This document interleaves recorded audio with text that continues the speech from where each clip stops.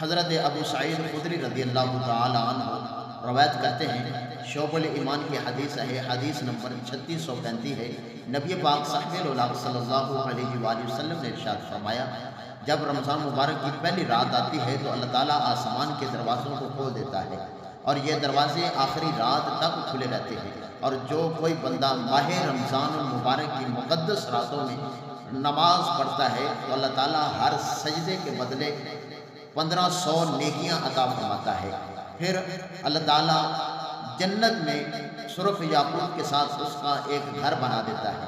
فرمایا کہ جو ماہ رمضان مبارک کا پہلا روزہ رکھتا ہے تو اس کے پچھلے سابقہ گناہ جو ہیں مٹا دیے جاتے ہیں، اور اس کے لیے صبح سے شام تک 70,000 فرشتے دعائیں مغفرت کرتے ہیں۔ رات اور دن میں جو کوئی بھی سجدہ کرتا ہے، اب اس سجدے کرنے کی فضیلت اور مقام کتنا ہے، ثواب کتنا ہے، اجر کتنا ہے، دیکھیں ذرا غور کریں کہ ماہ رمضان مبارک کے مقدس دن اور رات میں جب بندہ نماز پڑھتا ہے تو 5 نمازیں ہیں اور 7 نماز تراویح ہے، تو 5 نمازیں اور نماز تراویح کی رکعتوں کو جمع کیا جائے تو یہ ٹوٹل 8 رکعتیں بنتی ہیں، اور ہر رکعت میں 2 سجدے ہیں، تو ٹوٹل کل ملا کر 136 سجدے بنتے ہیں۔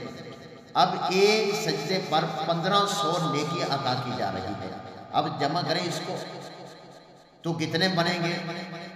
2,04,000 نیکی ایک دن کی بنے گی۔